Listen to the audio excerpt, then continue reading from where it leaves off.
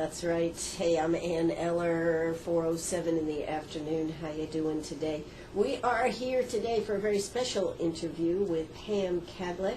She is the owner of Just Ducky Kennels over there in Edgefield.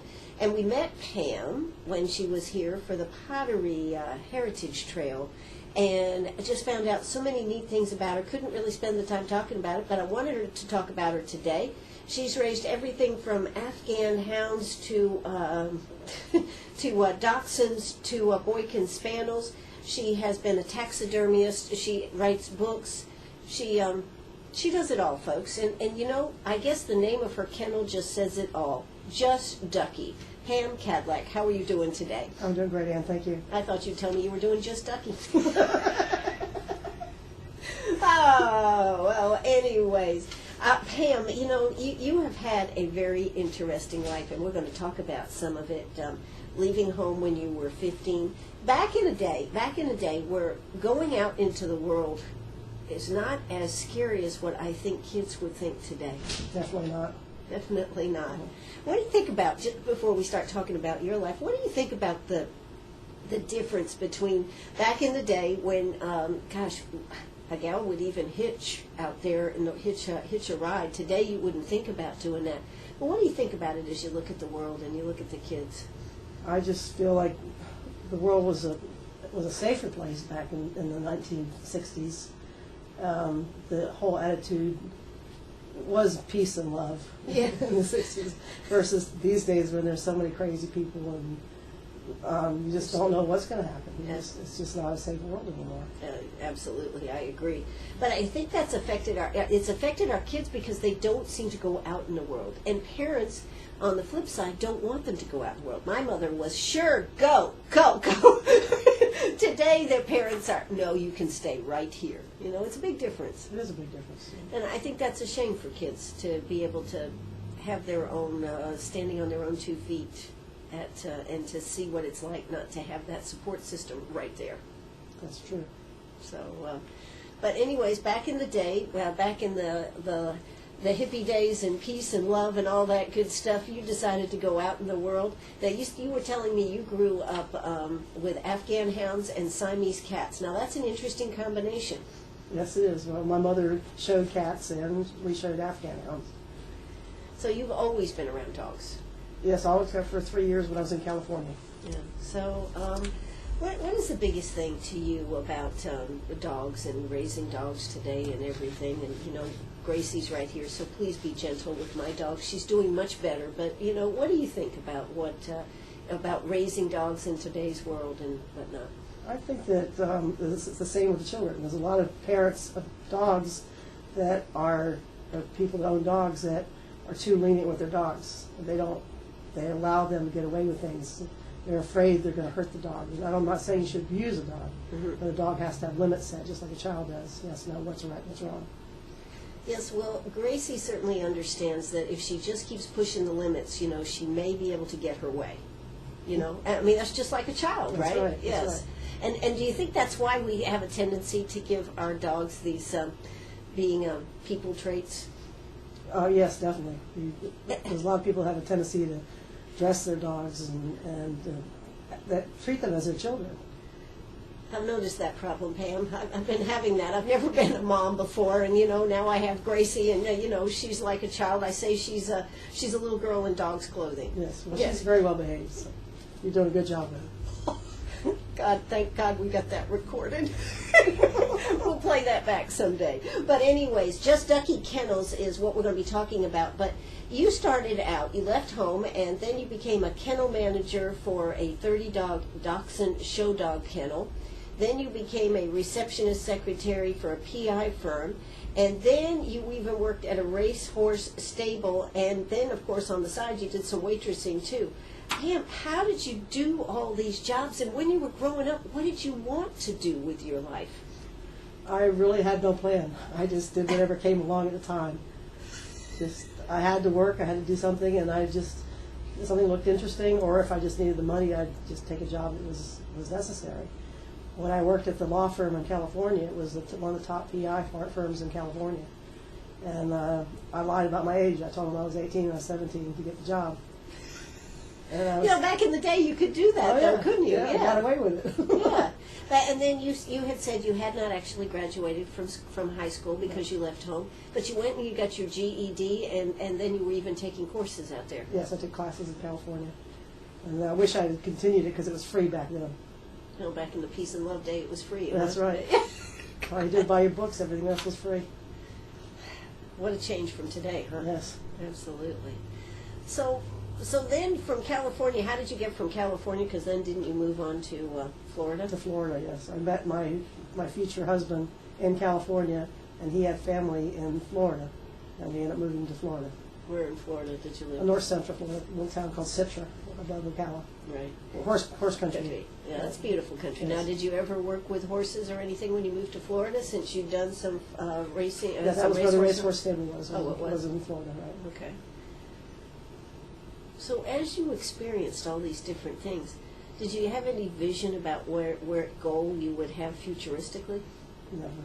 Never. I just People today would have a hard time understanding that, wouldn't they? I guess so, yeah. I just did what was available. I mean, we take our kids and they, you know, by the time they're in the 7th or 8th grade, they almost have to have an idea of what they want to do with their lives.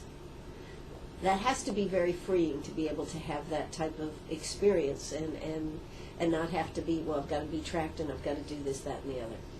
It was freeing, but like I say, my whole life has been a journey that I've just enjoyed. I haven't stressed over what I'm going to do. I've just, with the taxidermy that I got into after the horse stables, I had a child and I was looking for something to do at home while I raised children, and apprenticed under a taxidermist. And fell in love with it. Everybody thinks of doing that, being a Oh, yeah. taxidermist. Yeah, I mean, that's just a common thing. Most people might go and teach or work at a local store or something like that. Not Pam. She became a taxidermist. And wasn't it because he was close by to Yeah, he where was you 15 lived? miles from the house. Yeah. And then you ended up getting your how were you at being a taxidermist? I was a good taxidermist. I actually was the president of the Florida State Taxidermy Association. President of I owned my own studio, and what does it take to do taxidermy work? It takes an appreciation of art and how an animal should look when he's finished, and just not minding the dirtier parts of the job, but working with finished tan skins and mannequins and bringing it back to life. The only thing that bothers me about taxidermy and seeing animals is sometimes I think they could come to life at any time if they're good, if they're really well done. Yeah, that's right.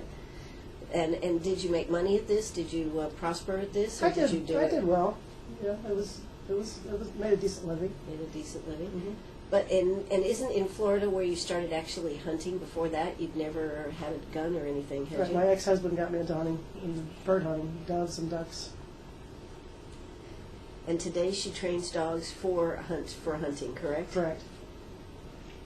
Did you ever think you'd be doing all this stuff? As you look back over your life, you know, we've just very, very touched the surface here, but as you look back over it, is there anything you said, God, I wish I hadn't gone to California, or I wish I hadn't done this? Is there anything like that that you wished you hadn't done? No, I enjoy every minute of it. Every minute of it. Wow. Well, there was bad parts, of course, but I blocked those out. You blocked those out. Yeah. Just remember the good parts. Are you thinking about possibly writing a book? I've thought about it. I've done an outline, but I just haven't gotten the voice yet to write it down. Voice to write it down. Okay. All right. Well, we are here with Pam Kadlec. She is the owner of Just Ducky Kennels. She's also the owner of Just Ducky Publishing, and she is just a ducky person here today. I was going to tell everybody, but we're doing a video. She's wearing a ducky shirt, but that's not exactly true. So we'll be back in just a moment. Don't you go away. Oh, that's right.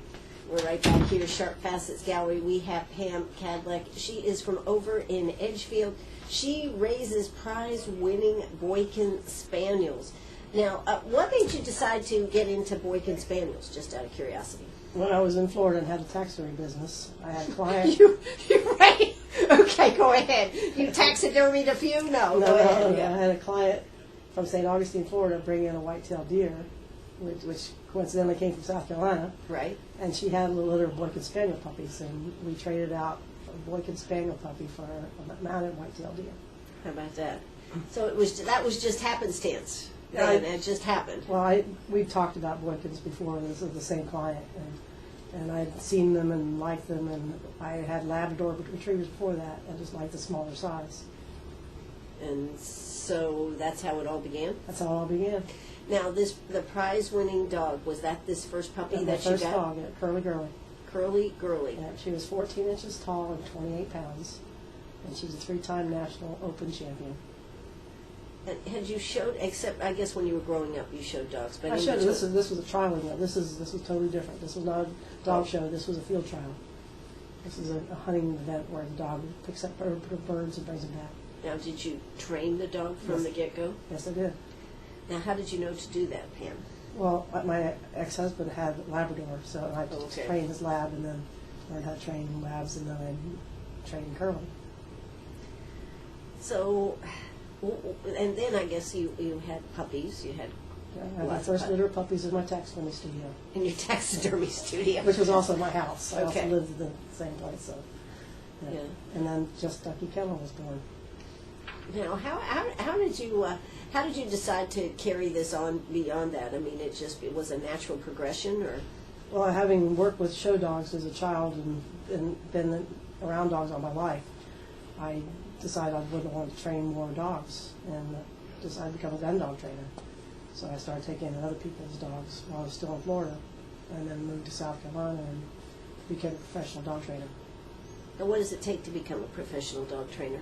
To say I'm a professional dog trainer. I see, and have successes with your dogs, Well, right? yeah. Yes. In order to continue to be a successful dog You trainer. can't just say it.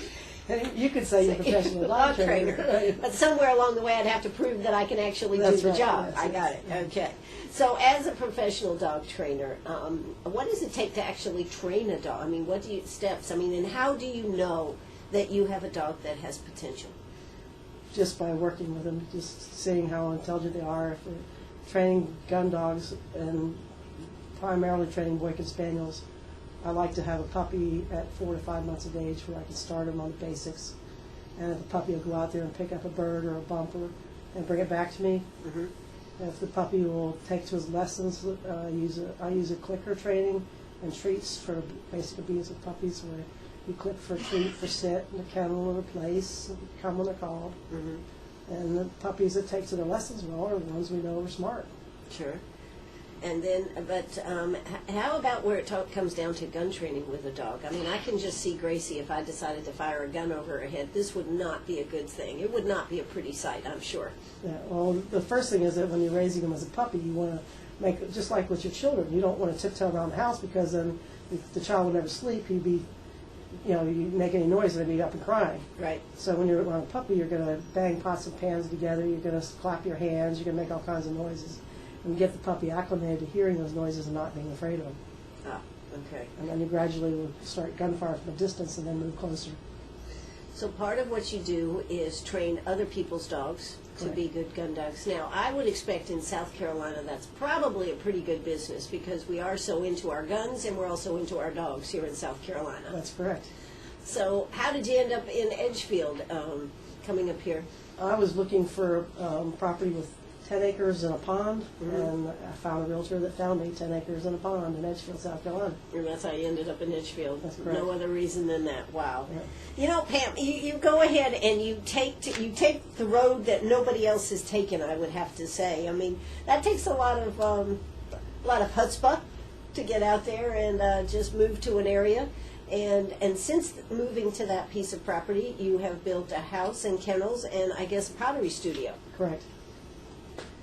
When do you think you should have been born? You in your write-up here, you tell me you think you should have been born in a different time. Yeah, I don't know, just the late 1800s, early 1900s. Yeah. Where you could shoot your own dinner and then cook it up in the pan, right? That's right. Yeah. Okay. And in between, if you like the product, you can even taxidermy it and put it on the wall. Yeah, Remember that? the whole thing. That's right. Oh, that's neat. That's really neat. So let's go back and talk more about the dogs, though. How do you? So you train dogs now. How long does it take to actually train a dog from a puppy stage to being a good bird dog? For a basic gun dog training, it's usually 3 months. 3 months. Right. The dog comes in at 7, 8 months of age, and I teach him how to fetch on command, and as long as basic obedience, and get him under the gun, get him on birds, swimming through decoys, going out of a boat, going out in the woods and hunting, and then teaching him to sit on the whistle, come when called, and then also taking directions if they didn't see the bird fall, telling them where the bird is. You don't have to go fetch the bird yourself, because I find myself doing that with Gracie quite often. Occasionally you do, but it's usually the young dogs that haven't learned the lesson yet. Okay. You have to walk out with them and teach them how to hunt dead and find a bird. Find a bird. Okay. Now, how many puppies, dogs do you have on hand right now at your kennel? It varies. There's usually 10 client dogs, and then I personally have 20 to 30 dogs of my own. Wow.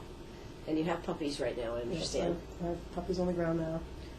But all my puppies are usually sold before they hit the ground or soon after. Wow. That's amazing, isn't it? Well, so what did you have, like, didn't you tell me you have, what, 14? There's 14 now, yeah. 14 puppies. Mm-hmm. Wow. And I love the fact I was reading in what you were telling me about the Head Start program for puppies. I think that's terrific. Can you tell us a little bit about that? Yes. All puppies need to learn, have the instincts, hopefully have the instincts to be a retriever. So the Puppy Head Start program, the puppy is introduced to birds, introduced to the swimming, is clicker trained on the basic obedience. So he learns to come when called, it's here, to heel, to sit, to go to a place, which could be a dog bed in the house, or it could be a platform for the hunt to hunt off of, Mm-hmm. and to go into the kennel. And also be introduced to gunfire. Well, I was reading what you were saying about your Head Start program is that they go with you walking through the woods. You don't go around things. They have to either go over or under. Correct. And you make them really be effective at learning how it is to be out in the world. That's right. And I start my babies on walks in the woods when they're 6 to 7 weeks old, and then we go for walks twice a day. And there's actually videos on YouTube of some of my puppies going for walks, so it's a lot of fun to watch. I'll bet.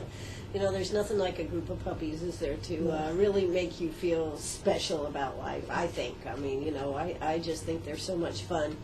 But you raise Boykin Spaniels. You have your kennel, Just Ducky Kennel. So how much does a Boykin Spaniel go for in today's, a good one? Usually you're looking at between $800 to $2,000 for a puppy. Mine are $1,200 to $1,200, and I keep them for 10 weeks. So. And then you also have a contract, I understand. You can't breed them till they're 2 years old, if that's going to be one of the things that you're getting the dog for, right? That's correct. All dogs, all purebred dogs, any dog that you're going to use for breeding should be checked for any health clearances, hereditary problems, or any issues that you wouldn't want to pass on to the puppies. Sure. And you were telling me that it has to be 2 years old before you can check their hips. Right. To do an Orthopedic Foundation for Animals, OFA, hip x-ray, the dog has to be 2 years of age. So that's something to consider too. But I guess that, do you have people coming back for more dogs and more dogs? Oh, yes. Oh, yeah? How long have you been in Edgefield? I've been in Edgefield for 15 years. 15 years. Mm-hmm. So, yeah, I bet you have seen people coming back all the time. Well, we are here with Pam Kadlec. When we come back, we're going to talk about the book she wrote. She's written some articles for some magazines and continues to do great things over there in Edgefield. She also is an excellent potter, and I want to go over her pottery because her pottery incorporates the dogs into the pottery. So you're going to want to stay right with us right here on WCRS. Ham and Eller, if you've got a question for Pam, don't hesitate to give us a call, 229-7984. That's 229-7984. We'll be right back. Are you a pirate or a pack rat? Do you have a vacation of a lifetime sitting in the attic? Or a college tuition hung on a wall? Or is a fabulous retirement hidden in your jewelry box? Bring those items to Sharp Facets Gallery. We can establish value and buy from you or sell for you. And so ends another chapter at Sharp Facets Gallery, 72 Bypass, and on the web, sharpfacets.com. All right. right, we're right back here, Sharp Facets Gallery this afternoon. You know, I did not realize that the Boykin Spaniel was actually the state dog for South Carolina, and there's a very good reason. It actually was developed right here in South Carolina. Pam, that's a fascinating story. Can you fill us in how this kind of happened right up there in Spartanburg? Well, the short story of it is that a spaniel was found in a church in Spartanburg, and another spaniel of some kind was found at a train station, and they were Dumpy and Singo, and these two dogs were bred together, and a man named Whit Boykin liked what he found, and they started developing these dogs, and they, whatever friend or hunter that they had, they got these puppies, would breed them to whatever gun dog they had. So the Boykin Spaniel has almost every single gun dog breed in its background that you can think of. There's Irish Water Spaniels, Springer Spaniels, Cocker Spaniels, Labradors, Chessies, American Water Spaniels. Some kennels even use setters and pointers. How about that? That's unbelievable. I had no idea. And you were telling me, what, after World War II they almost died out? Yes. And then they've been raising them, you said, pure since 1970. 1977, the Boykin Spaniel Society was formed. And it all was in South Carolina. Right. See, there's another thing that we are first in. I think that's phenomenal, isn't it? That is. So we've got, we're talking about Boykin Spaniels. You know, you had one that was named Curly Girly. Was it because of the curly hair on her head, kind of around her ears or something? She looked like a miniature poodle, actually. She was so curly. She looks like she was decked out for a party and she was going out. That's what she kind of looked like. It was kind of cool. And then now you have her grandson, is that right? Right, Mule. Mule. And he's a big winner. Yes, he is. He's a Grand Hunting Retriever champion. He was the first Boykin to get that title, and there's only two right now that have that title. And he's also a three-time National Open champion. So do you have to travel all over to go to these trials, or I have. Yes, I have. Usually I just stay in the southeast. I go from North Carolina to Florida. Yeah. So, and how old is Mule now? Mule's now 12. 12. He's retired. He's retired? Mm-hmm. Does he get to sleep like Gracie does in the yes. house? Yes, he sleeps in the house. He sleeps in the house. Yes. All right. So, what do you see the future with your Boykins? What do you plan to do? Just keep breeding and training? Yes, I do. I just keep producing nice dogs, good gun dogs, great family pets, and just hope everybody enjoys the dogs as much as I do. Well, if you want a super dog, we're talking about Boykin Spaniels here, and the kennel is Just Ducky Kennels out there in Edgefield. Not only, though, does she do raise dogs, Boykin Spaniels, but she also wrote a book. Now, what made you decide to write a book, Pam? People told me I needed to write a book. I was writing articles on training, and they said, you ought to write a book, so I did. But you had a problem because nobody would publish this book. Correct. So what did you do? I self-published. Now tell us about that experience. Was that difficult to do? Not that difficult. I just got some books on self-publishing and got on the internet and got some groups to learn more about it, and published my own book. Yeah. And now you were telling me the book has sold, what, over 3,000 copies? Yes. Now that's got to make you feel pretty good. It does. Yeah. It does, yeah. And now you still continue to write articles. I write articles for South Carolina Waterfowl, and I've written some for Game and Fish magazines. So, an authority right here in our studio here this afternoon. But that wasn't enough to do that, because then you were bored, I guess, and you needed an outlet, and so you got into pottery. Correct. Tell us a little bit about your pottery. I started doing pottery in 1999, took a night class at Piedmont Tech in Edgefield with Gary Klontz, and it was just something to do to get away from the dogs for a few hours every evening. Mm-hmm. It was a continued ed class, and I fell in love with it. Took another class the next semester, and then started taking one-day class each semester, and ended up building a studio and building a gas kiln and just getting into it all the way. But you're kind of like that, aren't you? I'm kind of like that. You kind of get into things when you really get into things, right? And now you've developed a technique where you're putting art and the pottery together in one. You actually can take a picture of somebody's dog or one of your dogs and put it on a bowl or a plate or whatever they would like. Correct. It's called sgraffito. It's where I make the piece of pottery, dog bowls, steins, mugs, whatever you want, a platter, and I take a photograph and lay it on top of the slip and etch it into there and then lift it up with the details in. How's that been? I bet that's been real popular. It's been very popular, yes. You get your dog in your own personalized dog bowl or coffee mug, whichever you want. Yes, can you imagine Gracie looking down and seeing her face as she was eating? That could be pretty interesting. Yeah, she'd be saying, "Why are you there trying to get my food?" Yes, she's very protective of her food. So, as far as some of the things, now you also do photography. You've done some training videos on the internet. You can find them Yes, on YouTube. on YouTube. And Yeah. what are they listed under? Just Ducky Kennel. Just Ducky Kennels. So, see, all you got to know is Just Ducky Kennels, and you'll be able to find it. Now, can people come out and see your kennel and drop by and see the dogs, or how does that work? With an appointment, they're welcome to come by and visit, yes. Okay. And what would be a telephone number? It's 803-637-2007. 2007. And of all the dogs out there you could have, I guess particularly, I know you're fond of Boykin Spaniels, but are they good for certain types of people?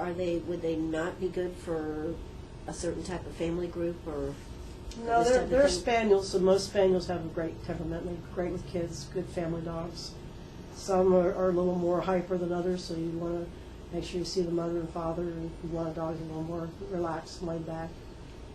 But they do require exercise, they do require grooming, they do shed.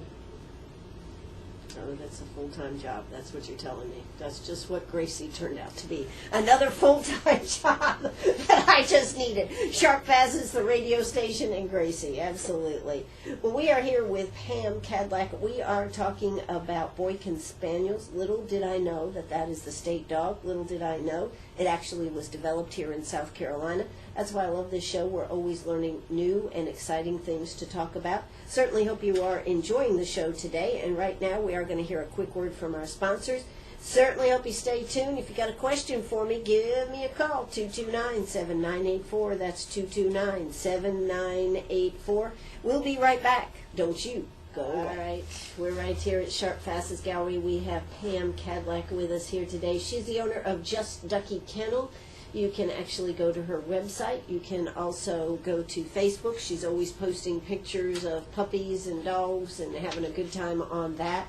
And she also has written a book, and you can find it at justduckypublishing.com. You know, Pam, I was looking at your website. You really have a lot of information about Boykin Spaniels, everything from books to pictures to training. I mean, it's quite in-depth. Now, I just know I'm going to ask this question. Did you do this website yourself, Pam? Yes, I did. How am I not surprised, folks? Yes, okay. So that should have been an experience. Oh, yes. I actually, when I was still in California, I took a course on the internet and web development back when the internet was just starting up. Sure. And one of the final exam was to develop your own website, which I did for, I don't remember what it was at the time, but later on I developed the one for Boykin Spaniel. Sure.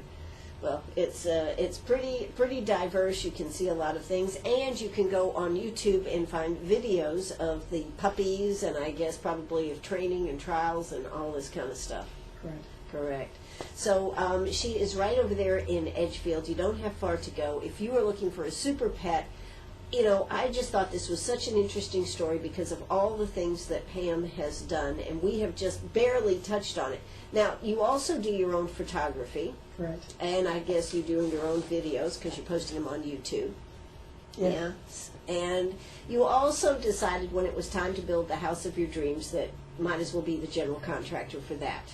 Well, that kind of happened just by accident. How did that happen? I was looking for a contractor, for a framing contractor, and the guy that I'd looked for wasn't insured, and he fell through on me. And I talked to my neighbor, and he says, "Why don't you be your own contractor?" And so I said, "Well, I don't know. Why not?" And I had the client that was a commercial contractor, and he let me use his contractor license for the bank to get the loan. How about that? And then, of course, you worked with people, but you did help actually build your own house. Yes, I did. We pulled the mobile home out. I bought a used camper, parked it in the backyard, and I helped to lay the radiant heat down on the floors. I picked out all the wood. I picked out all the doors. The windows. Every decision had to be made. I redesigned the house a little bit from the blueprints. And in 5 months, I was in my house. Wow. Now, I guess you already had the kennel built. Is that Yeah, right? the kennels were already there. Yeah. Okay. You didn't move into the kennel, did you? No. All right. Well, she has Just Ducky Kennels. I tell you what, the pottery that I've seen from you, Pam, is just fascinating. Are there many people out there doing that type of putting a photograph actually in the pottery? I don't know that there's several doing this graffito, the technique. Mm-hmm. I don't know that there's that many of them that are using the actual photograph and using that as your starting point. Sure. I mean, that is fascinating. Now, do you have any of that posted on your Facebook page, maybe? I also have PK Pottery has a Facebook page as well. Okay, PK Pottery, folks. I tell you what, you think you know Pam Kadlec? You don't. There's so many facets to Pam. That's right. So you got to check out her pottery. You got to check out the kennels. It's PK Potters on Facebook, and then Just Ducky Kennels, and of course that would be for Facebook and for her website. Now, your clients, are they basically men buying hunting dogs, or have we got women doing hunting dogs now, or how does this work? We have women doing hunting dogs. We have most of my puppies go to families. Families? Right. So the puppy may be a family dog, but then also goes and hunts. Correct. Most of them are house dogs or family dogs, and are all double as a gun dog. Okay. How is hunting today? Is it getting more popular? Is it any less popular, or what are you seeing? Of course, living in rural South Carolina. Yes, I know. I know that. That's a given. Yes. I don't see that much change. Okay. I'd like to see more girls and women hunting than I do, but I'm seeing more and more women at these hunt tests and field trials. So there are women that are interested in the sport. And I'm seeing older women in their 50s and 60s that are picking up for the first time. How about that? That's pretty interesting. Well, we've got Boykin Spaniels, we've got pottery, we've got... now, are you still doing any taxidermy, or have you given that up? No, I haven't done taxidermy in 15 years. 15 years. Mm-hmm. Do you miss it? No, but I still have my equipment, and I still have a few specimens in the freezer that tan hides that one of these days I might just get back to it. You've still got them in the freezer? Yeah, they're well wrapped. Well wrapped? Okay. Well, Gracie brought in a squirrel that she found off the road. We put it in the refrigerator in a bag because I didn't know what to do with it at the moment. It's like, Jeff, we need some help here. Gracie has brought us a catch. And she's walking around just as proud as she can with roadkill squirrel. Pam doesn't look too impressed. I was so impressed with Gracie. Here she was bringing this in. I actually thought maybe she'd caught it, but no, that's not the case. Oh, okay. Yes. So, as you go forward, what's the plan for the next 5 years? What are you thinking? I'd continue working with dogs. I'd like to build the pottery business to where I have more time to do pottery and maybe just raise puppies and do pottery. Back when I was a very young person, I thought it would be neat to raise Afghan hounds and St. Bernards. Of course, I am from Maine originally, so therefore that's why the St. Bernards come in there. But as I looked at life, I certainly went in a different direction. But that was what I wanted to do as a young person. I thought that would be great. I thought about being a vet, but never went that route because I thought that you'd just be in school forever. Yes, this is true. I was originally going to be a veterinarian when I was a teenager, and I lived in California and was a veterinary assistant, but I just couldn't get through the math and sciences were required. Yeah. Now your son, you have a son. Yes. And you raised him, and he lives in Florida. In Florida. Yeah, born and raised in Florida. What does he think about Mom? Oh, he's. I don't know. You have to ask him. You have to ask him. No, I just wonder because you've done so many interesting things. I bet it was an experience raising him and being a taxidermist and doing all the he actually lived in the taxidermy studio with me. So. Yeah, he's a big fisherman. He loves the bass fish. He fishes tournaments down in Florida. Wow. Mm-hmm. That's pretty cool. All right. Well, we are here. We're talking about some of the aspects. What do you look for in a good dog? Boykin Spaniel, particularly because that's your specialty. What should somebody that's looking for? Of course, I'm sure finding a good breeder is top notch. But if you're trying to pick out a puppy, how do you go about picking one out? Well, by finding a good breeder to begin with, you hopefully know that the dog has all the health clearances, the parents are healthy, and the property is clean, and the puppies are kept in a good environment. And then it's just a matter of taking out a ball or a toy, squeak toy, and playing with the puppies, and seeing which one you just like the best. It's at 8, 9 weeks old, just kind of hard to pick out a puppy. You just gotta go with your gut instincts and say that's the one I like. Yeah. Well, that's what they always say. I mean, and it seems like a puppy is kind of drawn to one couple or one person or another. Mm-hmm. Does that really happen? It can happen, yeah. With my puppies, I pick them out for the people. They don't get to choose their puppies. You don't get to choose their puppies? No, they tell me what they want, and I raise the litter, and so I know each puppy, and I pick out which one I think would be the best one for each family. Now, do you see a lot of differences within each litter? Oh, yes. Yeah. Not major differences, just subtle differences. If I have somebody that wants just a pet versus somebody that wants a gun dog, mm-hmm. then I'm going to look for a more laid-back, quieter puppy for the pet, and of course the more hard-charging puppy for the gun dog. Interesting. And you actually have those differences within a litter before they've ever been trained or anything? Or you just see it as that Head Start program that you have? Correct. When we started our walks, that's 5, 6, 7 weeks old age, I start seeing those personalities come out. And by the time the puppies are 10 weeks old, I can pretty much tell you which one is going to go to which family and do the best. I probably should have done something like that. Instead, I took on Gracie. She's a joy, but it was a big adjustment, particularly because I hadn't had a dog in many, many, many years, and that makes it tough too, doesn't it? Right. Yeah. Did you get her as a puppy or as an adult? Year and a half old. Okay. Year and a half. She was really a rescue dog, so right. But it was a challenge for both of us. Yeah. Yes. You've done a good job with her. Well, thank you very much, Pam. I've really tried. I've worked hard. All right. Well, we have been talking about a lot of things associated with Pam. I think it's fascinating that you have lived your life and done so many interesting things. You haven't backed off from anything. You've just full charged ahead. I need a house. She built a house. She needed a job. She went out and found a job. And now I guess you found your passion with the pottery and your dogs. Correct.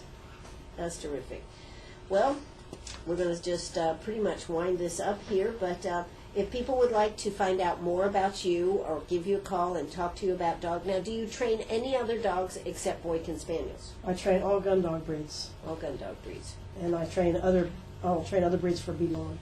Okay. So if you are having issues and you'd like to get your dog, now when you train the dogs, do they come and live with you? Yes, it's a boarding kennel. Boarding kennel. I also offer private lessons, so if you have a dog you don't want to leave, but you want to learn how to train the dog, you can set up an appointment and I can teach you how to teach your dog.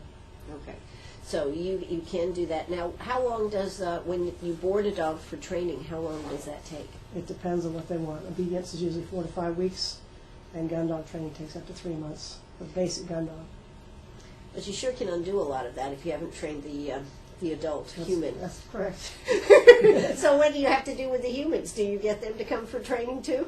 They can come out and train with me as often as they wish, or at the end of the session I'll spend as much time as I need with them to show them how to work with their dog. Yeah. That's the difficult part, isn't it? Yes, it is. Yes, it's a lot easier to train those dogs than it is to train those humans. Most times, yes. Absolutely. Well, we are here with Pam Kadlec. Pam, it has been an absolute pleasure to have you here. She has Just Ducky Kennels over there in Edgefield. You can find her on the web, Just Ducky Kennels. You can also look at her pottery on Facebook at PK Pottery.